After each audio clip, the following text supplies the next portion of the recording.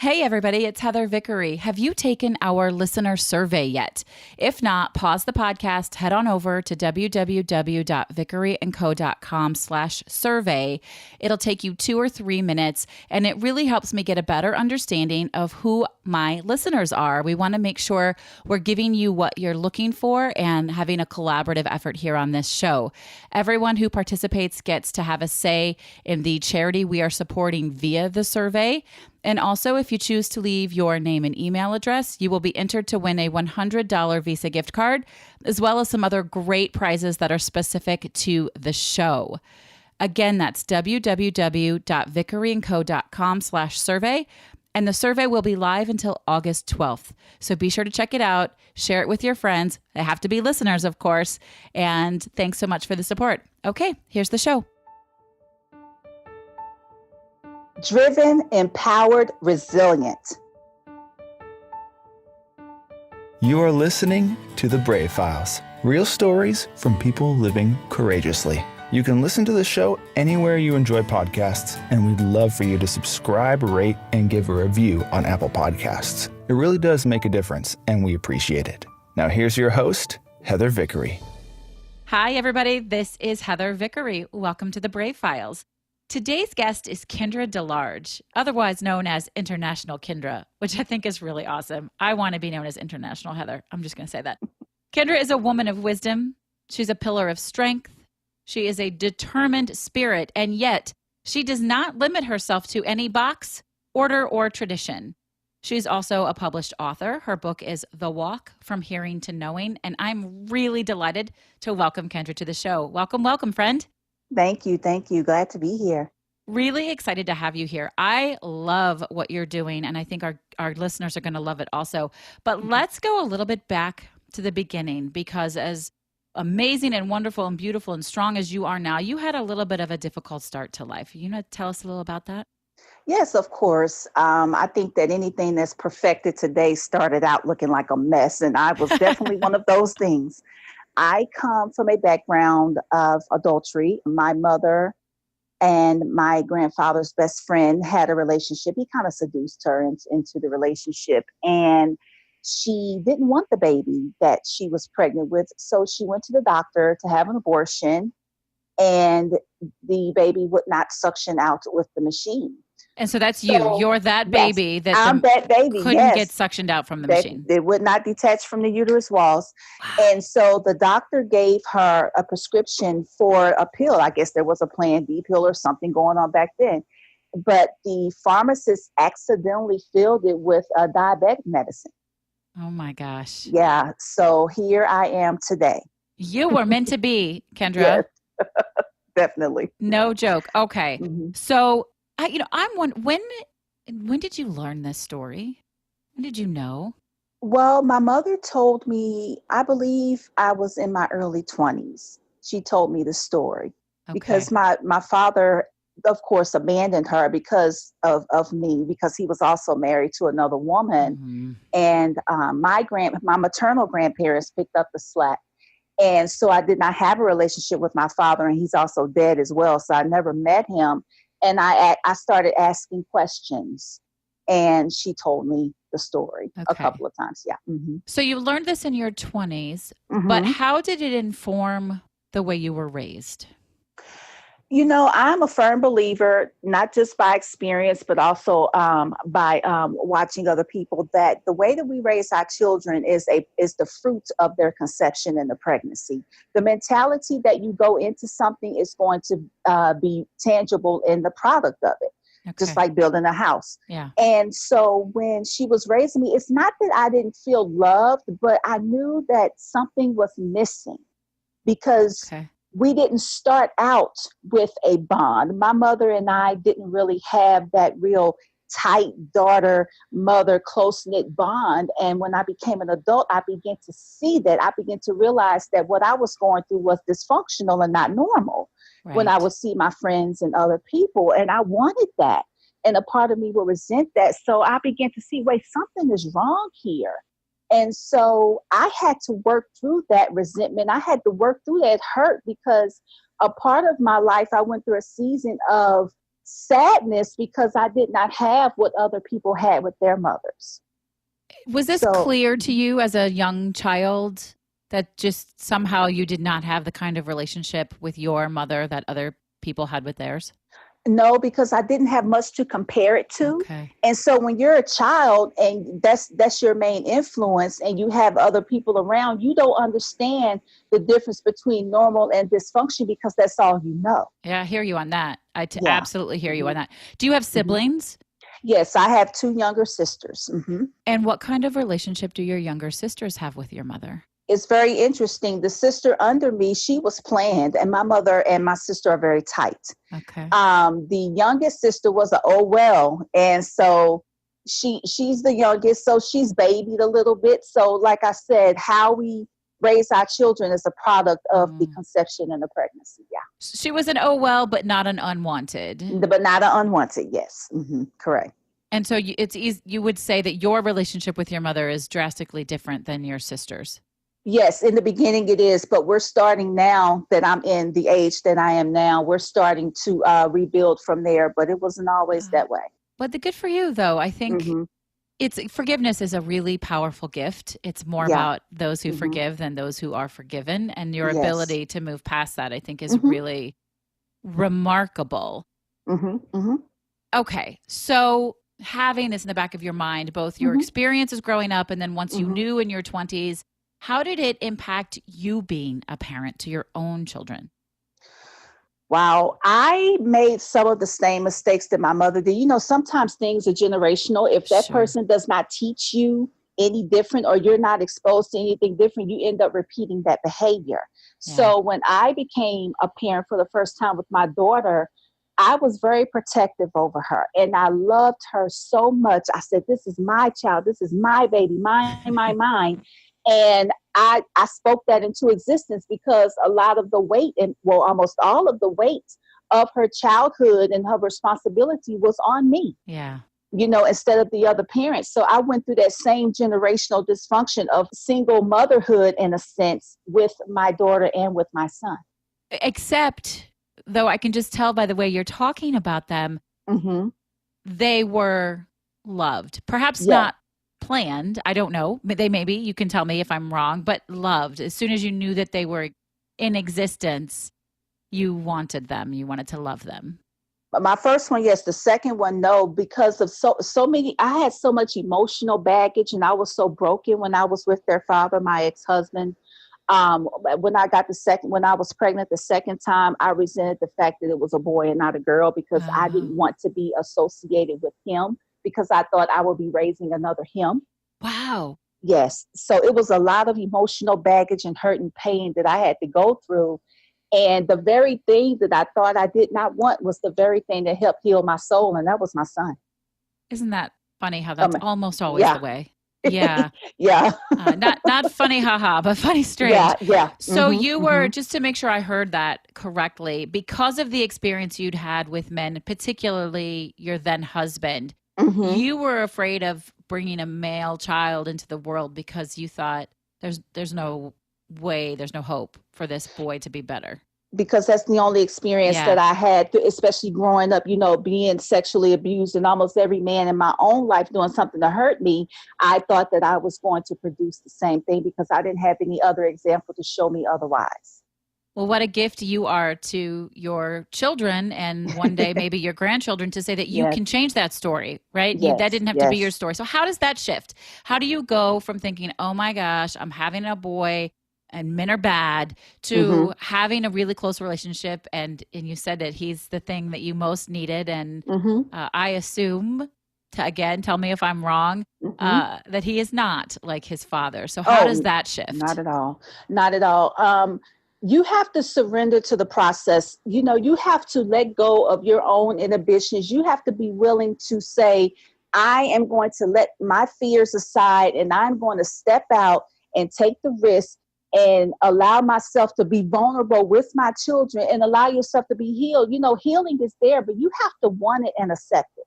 You don't have to stay broken. You have to take the step and receive the healing that's there for you. And in spite of all the pain, in spite of all the baggage, in spite of all the comfort that was there for me to bask in that, you know, in that mess, I said, no, I don't want to be this way. And I took the step to be healed.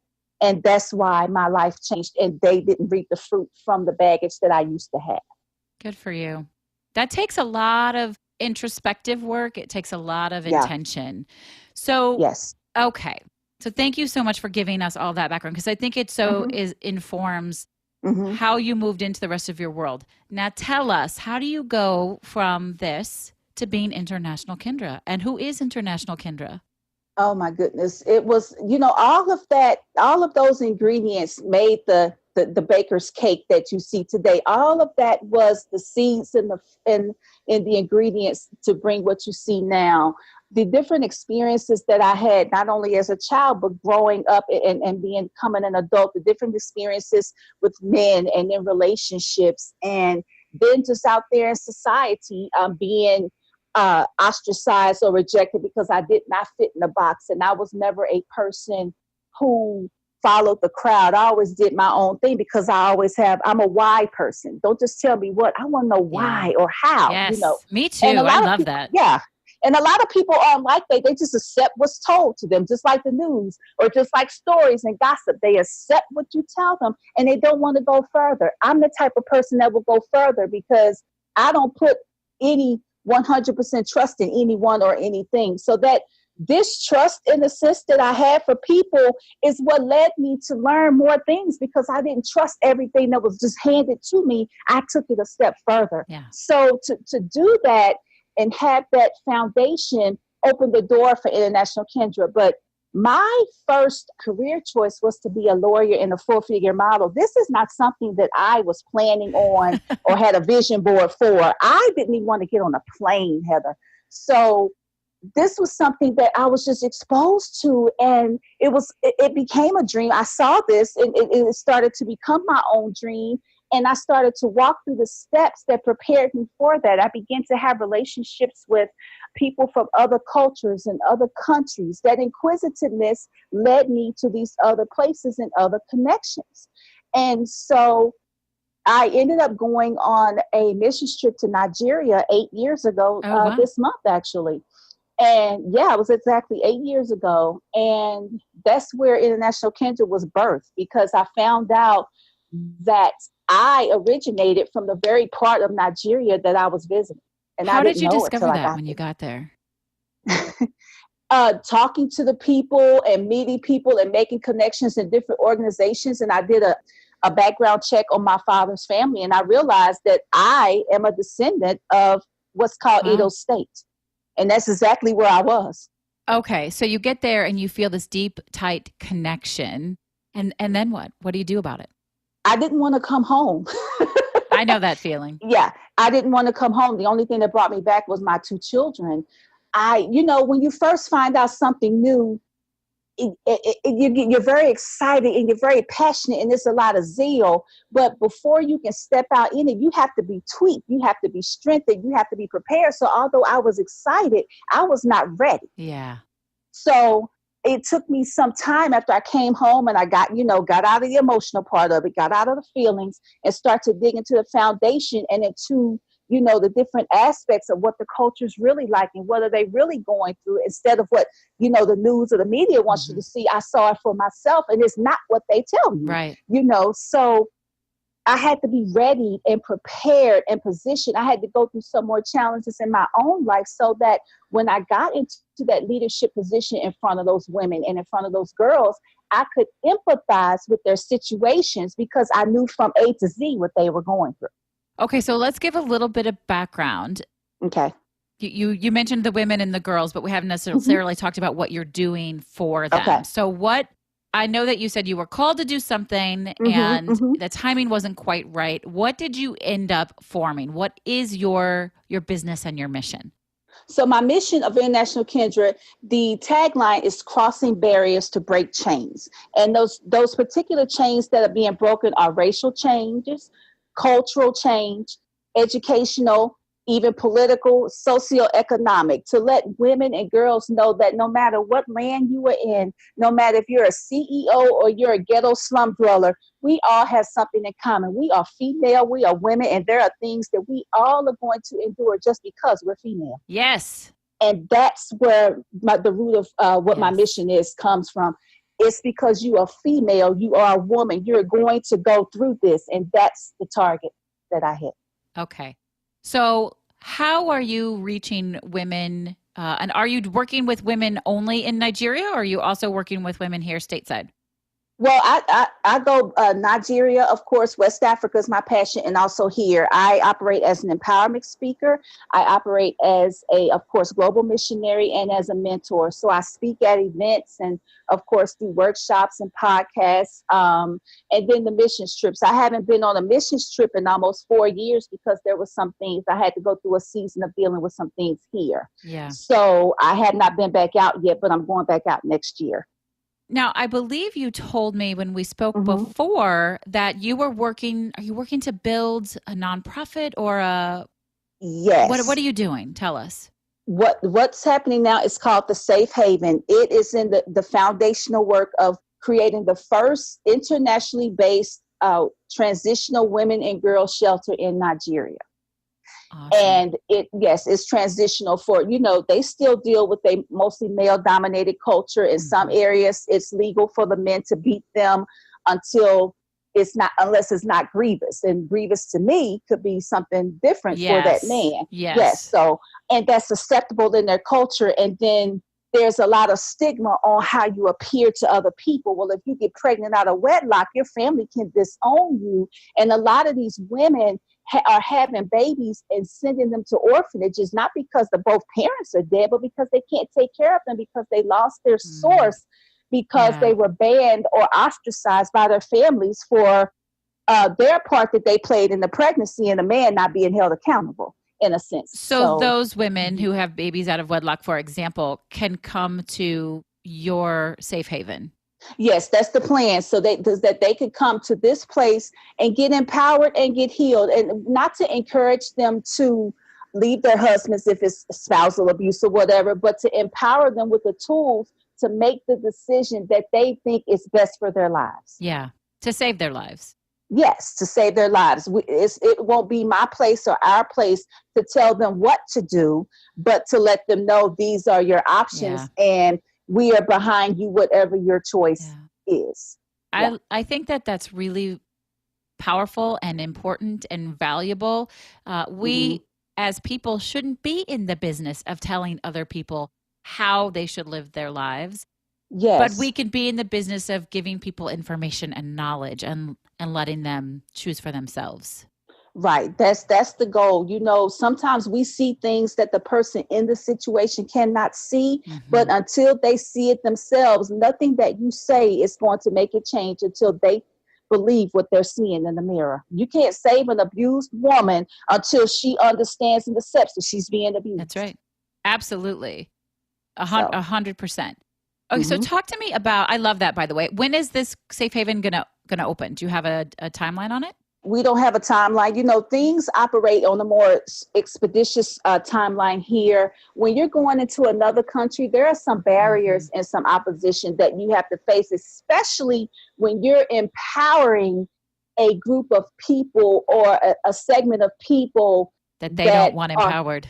That they either don't want empowered or don't realize they should be empowered, because 35% of the women in Nigeria believe that domestic violence is a part of love. So you got 1 out of almost every 3 women believe that that's okay. So you're dealing with a mentality, that's a stronghold, and you're having to break through that mentality to show them that that's not love. But when those things have been passed down from generation to generation, those are some hard barriers to break. And so that's why, trying to connect with people here that are from that part of the country who have been empowered and have the knowledge and wisdom is also important, so that they can see someone from their land and say, hey, she's been delivered, she's been empowered, she's going forward, I can do the same thing. Yes. Wow. That's so you brought up something that, I know, like on a subconscious level, like clearly I know there are people of all kinds, women of all kinds, that simply think mistreatment or abuse is the way that it is. But that's so far from my world and my reality. I really am grateful for the gift you're giving me now of being able to see outside of my lane, which this show does for me in so many ways. And I love that. What an uphill battle to tell somebody this thing that you think is normal is not normal. You do not have to live like that. What is that process like?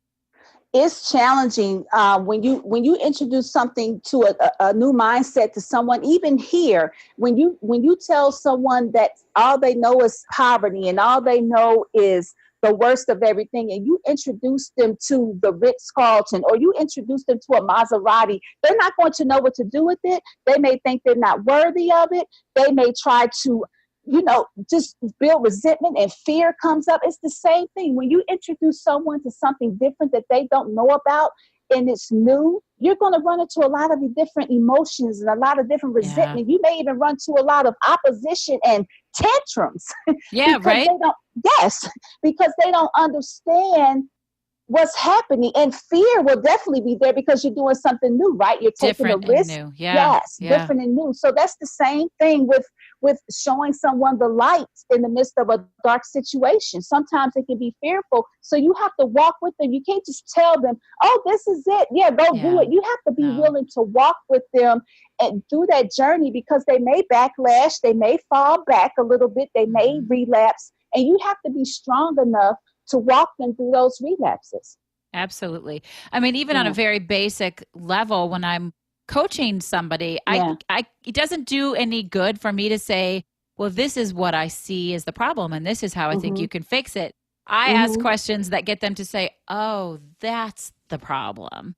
Yeah, look in the mirror. Yeah, right. They figure out on their own. I lead them to it. I ask the right questions and peel back the layers. But when in these situations, just saying this thing is your problem, people are not always open to that. So talk to me about writing your book. When did you write it? What prompted you to write it? And what's it about? Well, I've always been a writer. That's the way I used to express myself. I never really liked to speak in front of people. That was something that was birthed out of me as an adult. So I've always been a writer. I've always internalized my feelings. So I used to keep books, and I used to be very imaginative, and I would write things down. And, I would just write 10-page letters and 10-page papers at one time. And so I had all of these stories of all of these things that I walked through in life.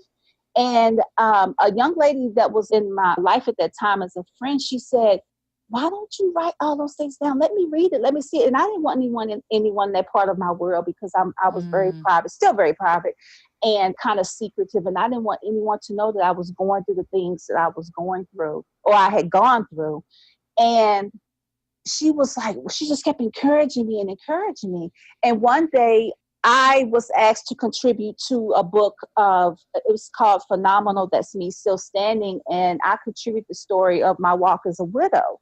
And I was telling my pastor at that time about it. And he said, you're so busy pouring into other people's visions and dreams and helping them. When are you going to take all this stuff that you have of yours and invest in your own? It's a good question. And I thought about it. Yes, because I'm always a person who's willing to help someone else lead and help someone else grow and help someone else develop. But I wasn't investing in Kendra. And I had all of this here, and it was just sitting there.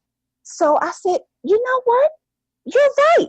Sometimes it takes someone on the outside to tell you what you already know.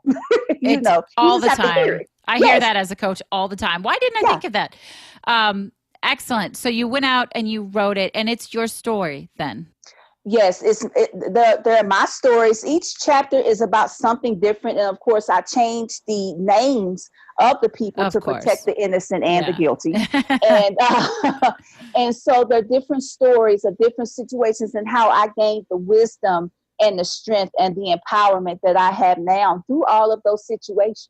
So that's what it's about. Awesome. Well, you guys, we'll have links to it in the show notes. It's called The Walk from Hearing to Knowing. I'm going to check it out. Obviously, Kendra's a badass. Okay, you touched on something we hadn't talked about before. Okay. Being a widow. Which husband passed away, and how does that fall into play with all of this? I'm married again. Well, it wasn't my children's father. See, I had, relationship issues with men, so this is wasn't my first marriage or my second one. Okay. And it was the husband before the one I have now. I'm remarried. He was, I think it was, he was in his early 30s. And it turns out that he had a condition where his heart was not pumping enough blood to his brain, and we didn't know about it. Oh, wow. Yeah, one morning I was about to go to a new job. It was 5:42 and I felt the bed shaking. And I thought he was having a dream. So I, kind of touched him half asleep and says, wake up, wake up, wake up. And it wouldn't stop. And so I pushed him harder again. I said, wake up, wake up. And my hand slid over his face and his tongue was hanging out of his mouth. And so I jerked my hand back real quickly. And when I turned on the light, it was 5:43 and he was dead in less than 60 seconds. Oh, that's what happened. Oh, my goodness. How tragic is that? I am so sorry. And so when on your journey did that happen? Oh, several years ago. It was several years ago, 2012. So 6 years ago. Okay. And I'm happy to hear that since then you have found a new partner and a new love, and it's inspiring you in new ways. So congratulations on that. Thanks. Throughout all of this, you're growing up and the trouble, the many troubles that you had there, traveling and putting yourself out there and starting this business and learning how to be a healthy parent. What was the most difficult thing that you did? Balancing everything. There were times where I thought I was losing my mind. There were times, I'm telling you, Heather, it's a lot of dark days and dry times that, we don't like to talk about, but are a reality and a part of the process. Yeah. And those were the most difficult things, those unexpected things, those doors that closed that you thought were open and secure, those people who walked away because they could not handle the power or the greatness that was on you that you didn't even know you had. Yeah. People that did things to backbite and to, undermine you because something in them didn't like something in you.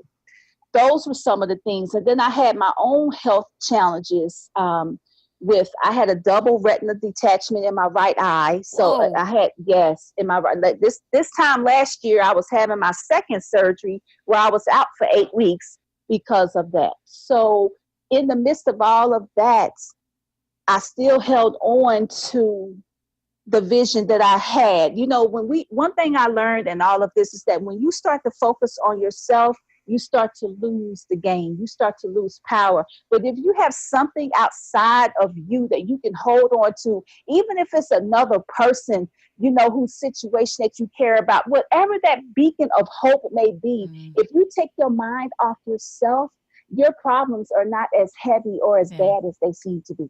The power of connection. Yes. Yeah. That's what we hope to do with this show, is to remind people that there's a lot happening out in the world and with other people, and you don't have to go down with the ship. I love how you've rewritten your story. You said something to me once that sticks with me about choosing not to be a victim. Yes.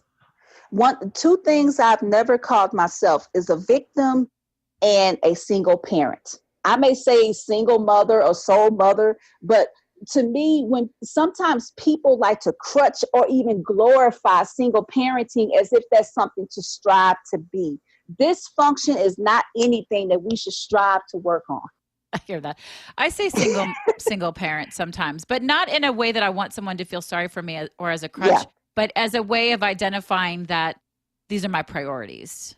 Right. I'm not a person that likes labels. Yeah. So I never wanted to be known as anything or, oh, she's this and oh, she's that. Just call me Kendra. Yeah. And that's just me. So I never wanted to be labeled anything. I may have been victimized, but I did not allow myself to be labeled a victim. That's a difference. Without a doubt. Absolutely. So that's the perspective that I come from. Yes, I may have been victimized as an abused child. I may have been victimized as whatever the case may be, but I did not become a victim. And that's different. What you said before that struck me so beautifully was, I don't come from a place of victimization. I come from a place of victory. Yes, you have to already know that you have the victory. Even if you don't feel like it, start speaking it. Just tell yourself that, our words Yeah. shape our lives. We Yes. believe what we hear and what we read. So even if you still feel the pain, even if you still feel the hurt, even if you're in the midst of being slapped right now, you don't have to take on the label of a victim. That's right. You don't And have to that's, own it just because it was given to you. yes, Good for you. All of yes. that. All of that is so right. I absolutely love that. As you've gone through your life, Mm-hmm. have you noticeably stopped and honored and celebrated those successes and those wins? You know, not really. I just, I'm in such, my mind is such in a go mode. It's like, okay, this goal, that goal, get to this point, get to that point. Yes, but now I have something else to do. I've never really just taken the time to just sit back and celebrate because I don't really feel like I've done something so great and awesome Well, in a now, sense, here's you me to know. tell you that honoring and celebrating those things is important, right? It's like giving yourself a deep breath when, when you're running or you're singing or you're playing an instrument. You can't keep going if you Right. don't stop and honor and momentum. So, are you gonna celebrate a little for me now? Are you gonna at least be like cheer privately or a dance party or a Right. text message to a friend and say, this good thing happened? You gonna do that for Yeah. me? You can message me. Yes. I can do that. Yes, I'll send you an email. I just get, I don't know. It's like, okay, yeah, I'm so happy for that. Yes, but there's something else to do. It's like Yeah. for me, I get done with this and I'm thinking about the next thing. But I will tell you that is a disadvantage because I have experienced burnout. Yes, that's the I thing. have Yeah. experienced, but I have gone through that.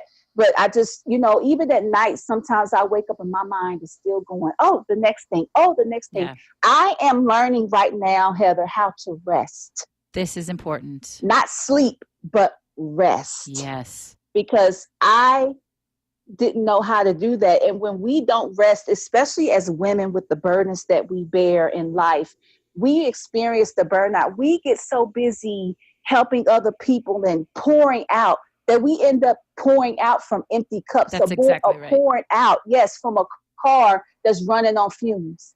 And if eventually those fumes are going to run out, then your car is on the side of the road and then no one can come help you fix that car, then what? And that's what I'm talking about by celebration. And whether that means rest or quiet or self-care or sharing your excitement and your joy. Because what happens when you are excited and you share that excitement with somebody else, right? Then they get excited. And then there's this beautiful energy around that propels you rather than just running yourself out of gas, like you said. Excellent. Right. I love that. Well, I hate to bring the show to an end because I just love your energy and I love talking to you. But here we are. So I have to ask my favorite question every week, which is, what is your favorite charitable organization to support, Kendra? Oh, this charitable organization that's local in Dallas is called Hope Cottage. Hope Cottage is a pregnancy and adoption center for the type of women that I was telling you about. Oh, wow. If there's someone in a situation where this young lady is pregnant and she doesn't know if she wants to keep the baby, if she wants to, what she needs to do, she can call and connect with them. And those counselors will be honest with her and tell her all of her options, not just the ones that society thinks that she should have. And they also provide some type of financial assistance if they can, and they will connect you to other state agencies. But they're also an adoption center for those young people or women in that situation who just said, I'm having a baby, but I can't keep it. I don't know what to do. They will help her walk through the process of putting that child up for adoption. Great. Yeah. So they will go through every scenario and let this young girl make a decision based on just straight up information. Yes. That's great. Yes. I think Hope Cottage. That's great. Hope Cottage. Okay. Well, so you guys, if you're local to Dallas, you can check this organization out. If you're not, you can find an organization like that in your area to celebrate support. If you have some way to offer assistance to them, please do so. That's how we're making the world better, one community at a time, one person at a time, one organization at a time. Thank you for sharing that with us, Kendra. Yeah. Yes, no problem. Kendra, will you give me your 3 words one last time? Yes. Driven, empowered, resilient. I mean, all of those make sense. Sometimes when I interview people, we go, now tell me about that word. But girl, you've got it. You are clearly driven and empowered and resilient and coming back bigger and better and stronger every time. I love, love, love your energy. I'm so grateful. Again, I said this, but for the gift to see the world in a larger picture. We all live so much in our lane, and it's such a gift to be able to have a little bit more of a peripheral vision here. You have a beautiful outlook. Thank you.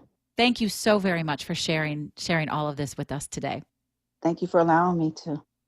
All right, everybody, that is it for today's show. I'm excited you're on this journey with me as always. I will talk to you next Thursday. This is Heather Vickery reminding you to choose bravely. The Brave Files is proudly supported by Lost Format Apparel, a socially conscious clothing company. You already know that homelessness is a huge problem. Over 500,000 Americans are living without shelter and millions more without consistent access to everyday basics. My friends at Lost Format know that solving homelessness is a much larger problem than any one company or person can solve on their own. It requires teamwork, sacrifice, strength, and building communities through personal and professional relationships. And isn't that exactly what the Brave Files podcast is all about? That's why I'm proud to say that the Brave Files has partnered with Lost Format, and together we're working to change the face of consumerism in addressing homelessness. You can now get one of 2 fantastic shirts custom designed specifically for the Brave Files. Each order goes towards providing necessities to the homeless. We have one shirt that, of course, says choose bravely, and another that reminds you that brave is always greater than fearless. Head on over to vickeryandco.com/store to see both beautiful shirts and to check out the entire product line from Lost Format. All of their stuff is super soft and comfortable and has an amazing fit. Use promo code BRAVE to get 10% off of your Brave Files custom t-shirts. And if you have an order over $30, your shipping is free. I choose bravely to take the plunge to help solve homelessness. Are you with me? Thank you for listening to The Brave Files. Be sure to visit thebravefilespodcast.com to access the show notes and discover fantastic bonus content. Music composed and produced by Matt Lewis of Union Music, LLC.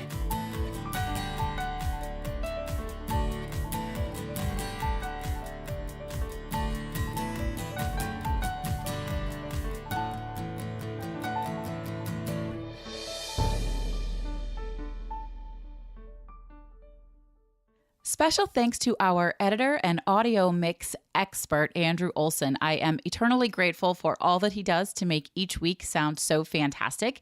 You can hear more of Andrew's work at findandrewolson.com.